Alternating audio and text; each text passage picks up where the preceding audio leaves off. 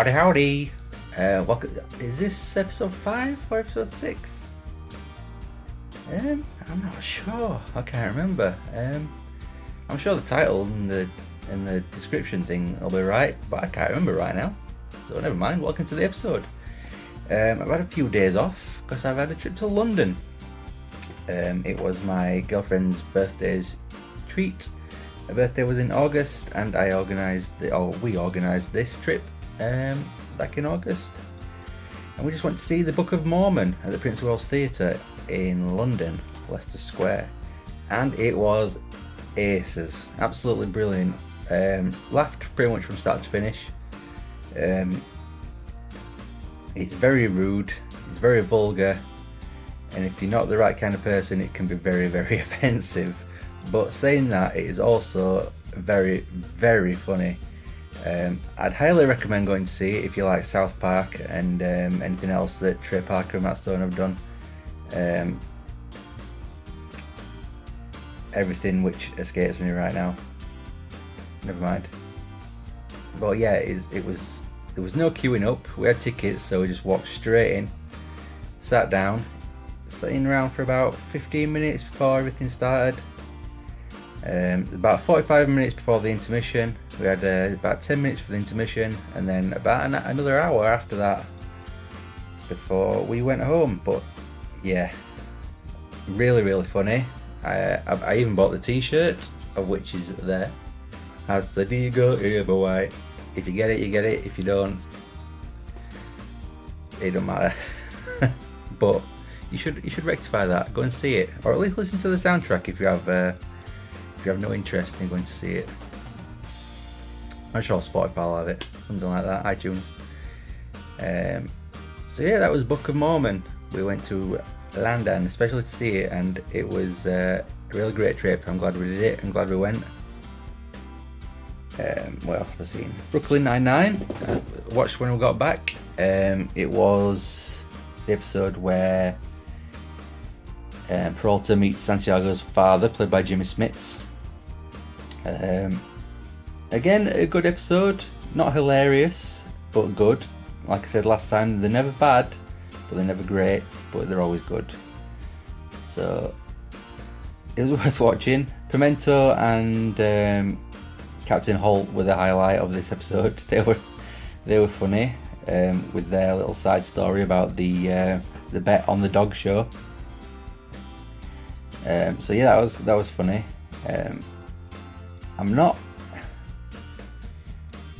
I'm not entirely sure where the show can go. I know last season there was an overall arc of Pimento being undercover and all sorts, and then having to figure out who framed him.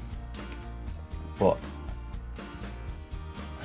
I'm not sure where it can go from here. I mean, week in, week out, it's a good episode, and they're standalone stories, but I'm not sure how often or for how long they can keep it up, because it seems to be running out of steam a little bit.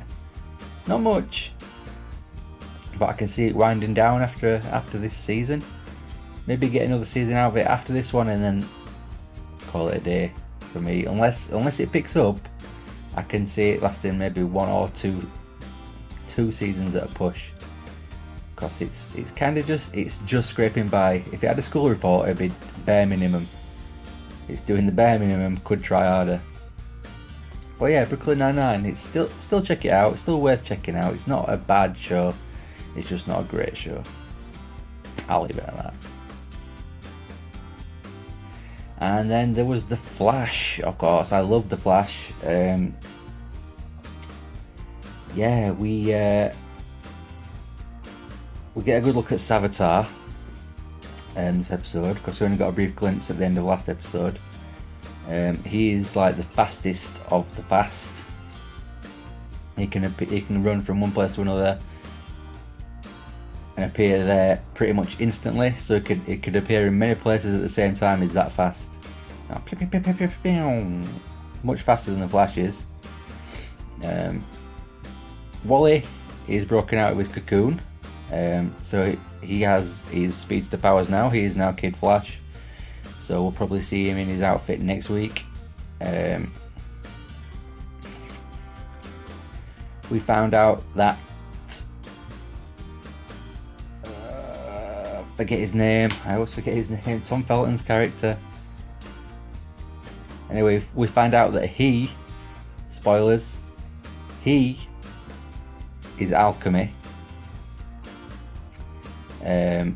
So that was a big twist. I didn't see it coming. I knew there was going to be something coming. Julian, that's his name. I knew there was going to be something coming with Julian, but I didn't know what. But I didn't see that coming. I didn't know it was going to be alchemy, or rather Dr. Alchemy, if you want to be Cisco's way about things. So yeah, that should be interesting. Of course, he's made Barry resign from the forensic department at the CCPD, which he did as part of a deal as to not give up Caitlin to the police because she turned into Killer Frost this week, which was a big storyline. Directed by Kevin Smith, of course.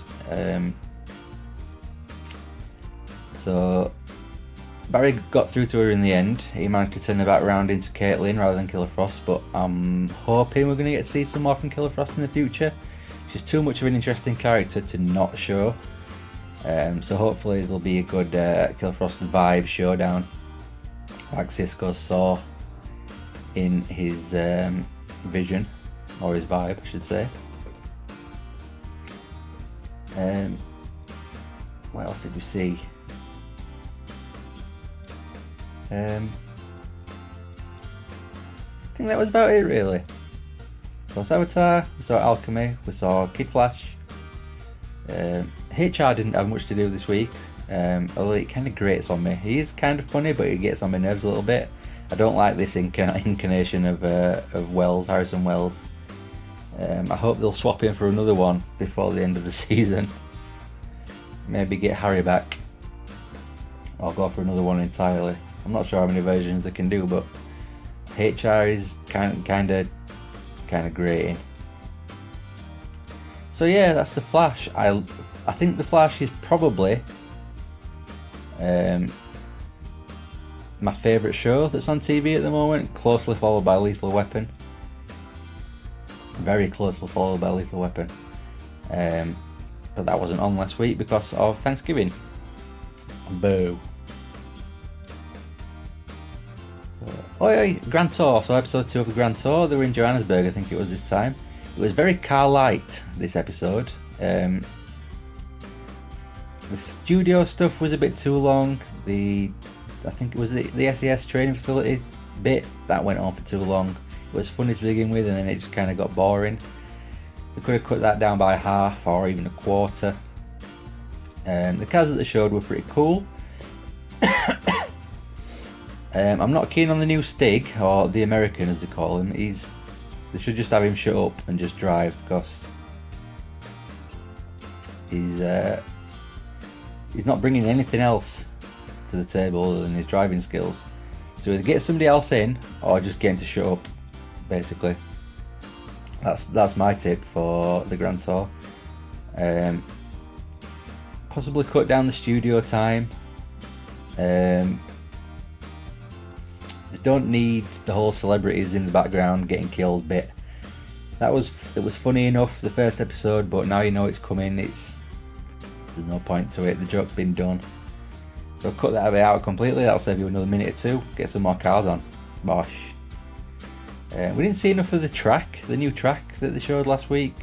We got to saw a bit of it, like the Easing Straight and the old lady's house.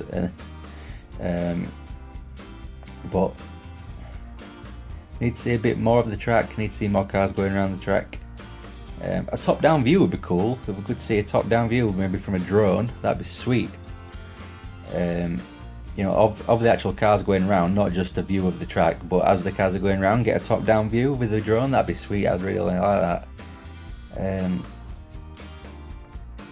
So yeah, that's what I've seen. I've seen the Grand Tour, I've seen Brooklyn Nine-Nine, I've seen The Flash, and I've seen the Book of Mormon. I said, there you go, boy. So thank you for watching, and I'll see you tomorrow. Bye bye.